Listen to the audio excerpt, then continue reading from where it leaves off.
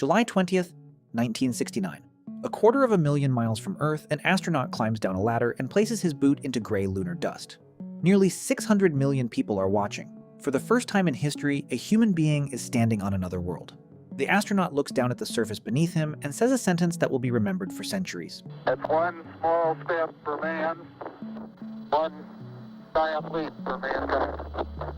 For a moment, the impossible feels ordinary. People are walking on the moon, and over the next 3 years, they keep going back. NASA lands 6 missions there.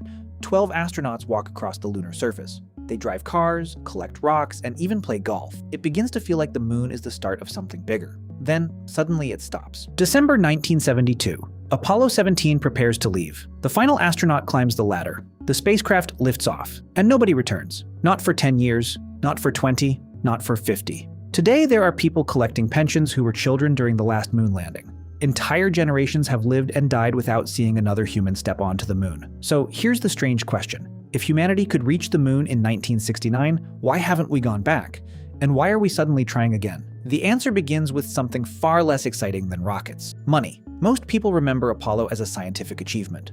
But Apollo was also a weapon in a political war. The United States and the Soviet Union were locked in the Cold War, competing to prove whose technology was superior.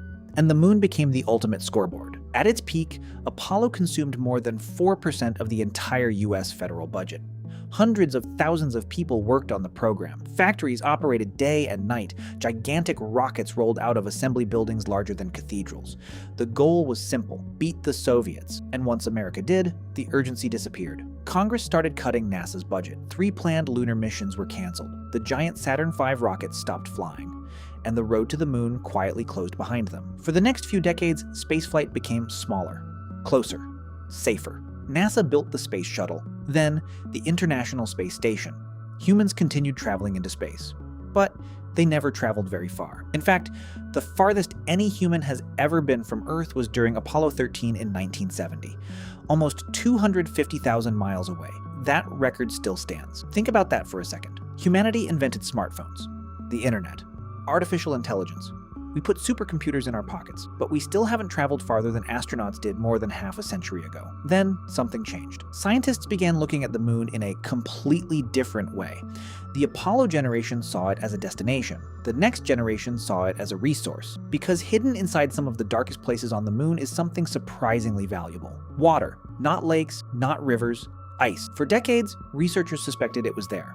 Then, spacecraft confirmed it. Near the lunar South Pole are craters so deep that sunlight has never reached them. Some of that ice may have been sitting there for billions of years, and that changes everything. Because water isn't just for drinking. Water can be turned into oxygen.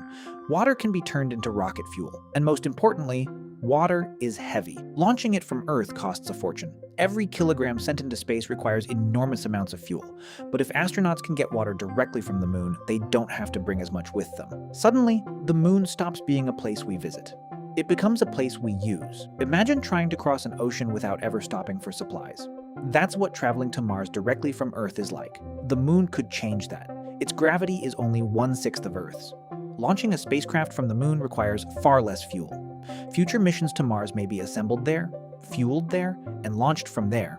In other words, the moon may become humanity's first spaceport, a stepping stone to the rest of the solar system. But resources aren't the only reason scientists are interested. The moon is also a time capsule. Earth constantly erases its own history. Rain washes things away, wind wears mountains down, continents move, volcanoes reshape the landscape.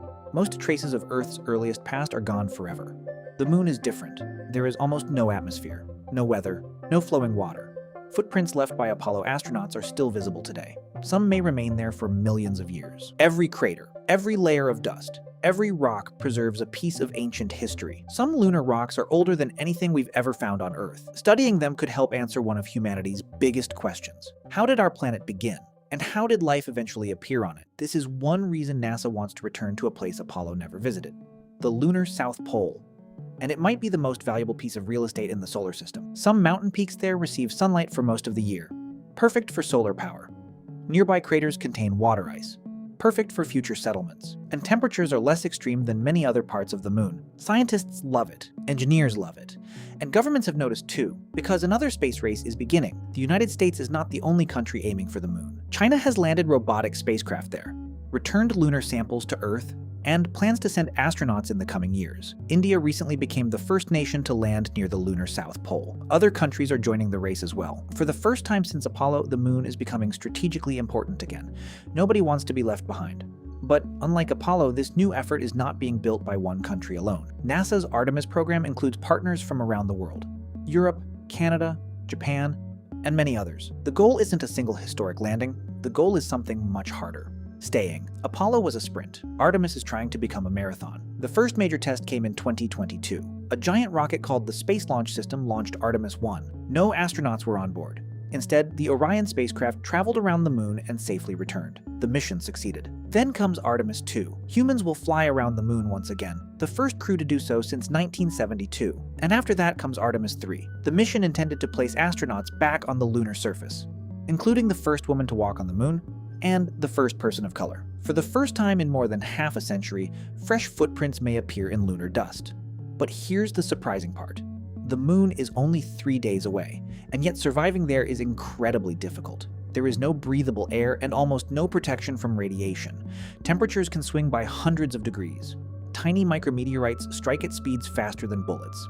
Even the dust is dangerous. Apollo astronauts described lunar dust as feeling like ground-up glass. It stuck to everything, damaged equipment, and irritated their lungs. Future explorers will have to solve all of these problems, which is exactly why NASA wants to go there first. Because the moon is close enough to reach quickly if something goes wrong. Mars isn't. The moon is where humanity learns how to live beyond Earth. Every habitat, every spacesuit, every life support system, every mistake, and every lesson could one day help people survive on another planet. And maybe that's the real reason we're going back. Not for flags, not for footprints, not even for science alone. We're going because every frontier starts with a nearby shore. For thousands of years, humans crossed oceans because they wanted to know what lay beyond the horizon. The moon is our horizon now, a world we've visited, but barely explored.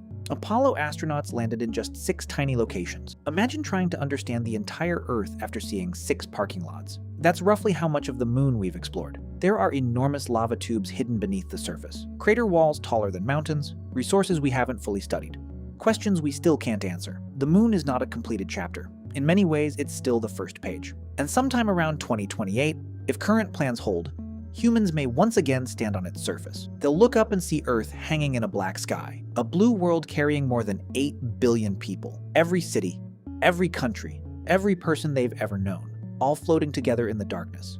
The Apollo astronauts called that view life-changing. The next generation may say the same, because returning to the moon isn't really about going back. It's about deciding where humanity goes next.